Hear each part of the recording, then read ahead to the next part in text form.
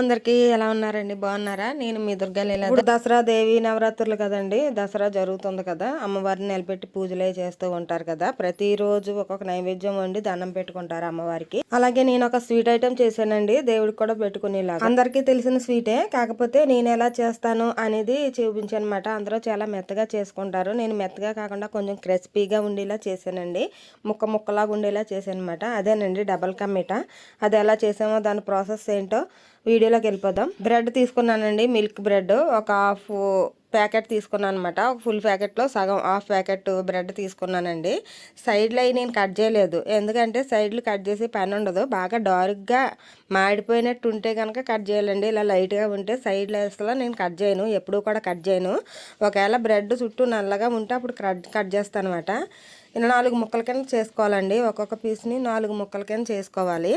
దీనికి సరిపడే బెల్లం కూడా చాలా తక్కువ పడుతుందండి. కొంతమంది అయితే పంచదార పాకంతో కూడా చేస్తారు, నేను పంచదార చాలా తక్కువ వాడతాను అనమాట. ఎక్కువ బెల్లమే వాడతాను నేను. ప్యాకెట్లో సగం బ్రెడ్ తీసుకున్నాను కదండి, దానికి సరిపడా బెల్లం తీసుకున్నాను అనమాట. పావు కిలోకి బాగా తక్కువ, అంటే ఒక 100 గ్రాముల పైన ఉంటుందండి, అంత తక్కువ తీసుకున్నాను అనమాట.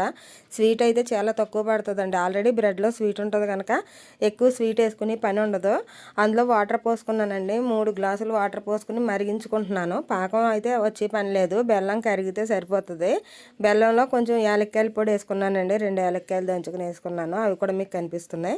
అందులో జీడిపప్పు వేసుకుంటున్నాను అనమాట. జీడిపప్పు ముందు నెయ్యిలో వేపేసుకుని పక్కన పెట్టి ఉంచుకోవాలి. పాకం కనుక వచ్చిందంటే బ్రెడ్ పేల్చదండి, బెల్లం పాకం రావాల్సిన అవసరం లేదు. వాటర్లో కరిగిపోయి కొంచెం మరిగితే సరిపోతుంది, కొంచెం వాటర్ కిందే ఉండాలన్నమాట. మనం బ్రెడ్ వేయగానే వెంటనే పీల్చేస్తుంది.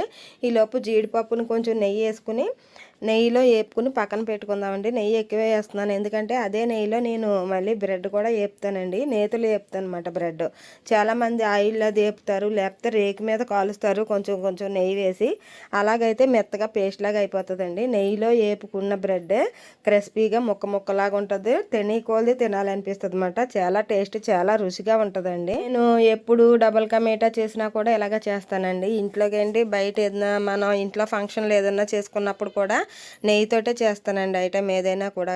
గులాబ్ జామ్స్ కూడా చేసుకోవచ్చు బ్రెడ్ తోటి. బ్రెడ్ పొడి కింద చేసేసి గులాబ్ జామ్ చేసుకోవచ్చు, అది ఇంకో వీడియోలో చూపిస్తాను. అది కూడా ఇలా నేతిలోనే వేపుకోవాలన్నమాట.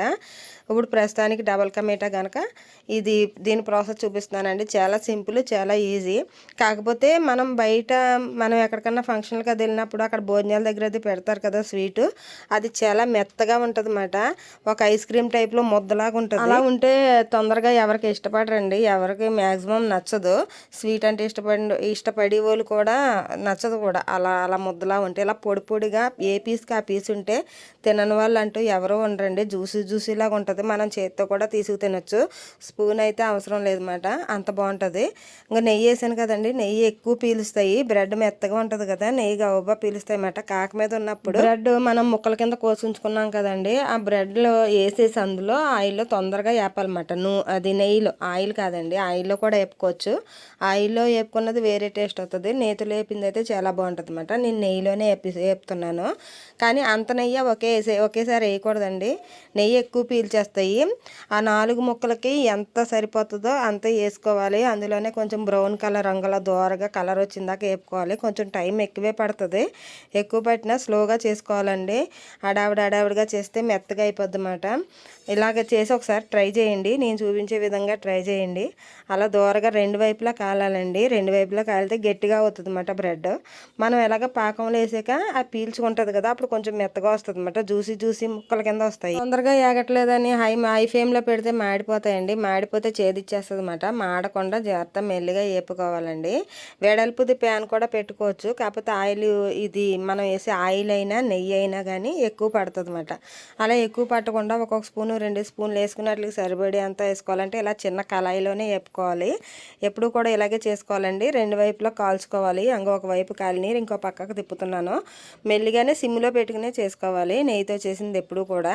నెయ్యి ఏంటంటే తొందరగా మాడిపోతుంది అన్నమాట, అందుకు మెల్లిగానే వేపుకోవాలి.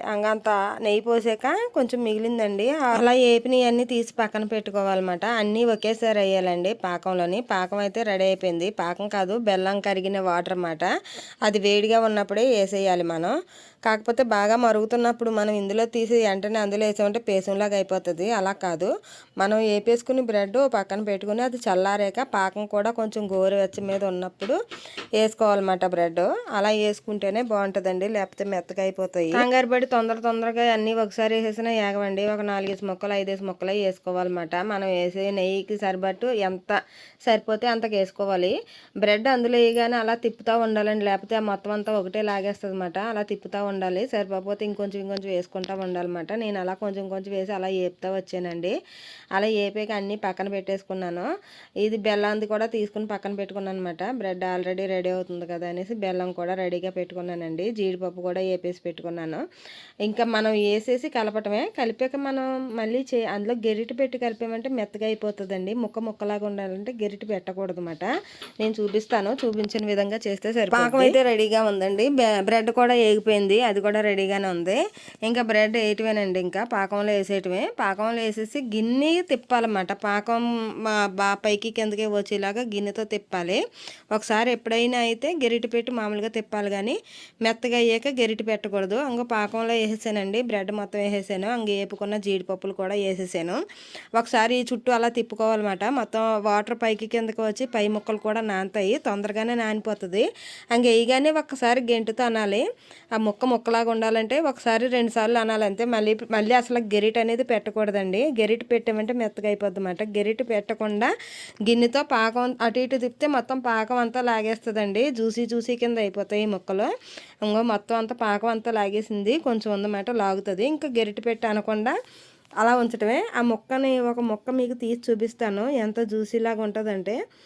ఇలా మనం ముట్టుకుంటే ఇలా పైకి ఇలా పాకం కాతా ఉన్నట్టు ఉంటుంది అన్నమాట. పాకం తేలుతున్నట్టుగా ఉంది కదా. ఇప్పుడు ఒక మొక్క తీసి చూపిస్తానండి మీకు, చేతితోటే తీసి చూపిస్తున్నాను. ఆ మొక్క చూడండి, క్రిస్పీగా ఉంటుంది. అంగాల నొక్కితే చూసారా పాకం బయటకు వస్తుంది. అది ఆ పలంగా నోట్లో పెట్టుకుని తినేటివే, కొంచెం క్రిస్పీగా కరకరలాడుతూ ఉంటుందండి. టేస్ట్ అయితే మటుకు వేరే లెవెల్. నేను అనుకున్న దానికన్నా చాలా బాగా వచ్చిందన్నమాట. ఈ రెసిపీ నచ్చితే కనుక ప్లీజ్ లైక్ చేయటం మటుకు మర్చిపోవద్దు. ఇలాంటి మరిన్ని వీడియోలు కావాలంటే నా ఛానల్ చూస్తూ ఉండండి. ఓకేనండి, బాయ్.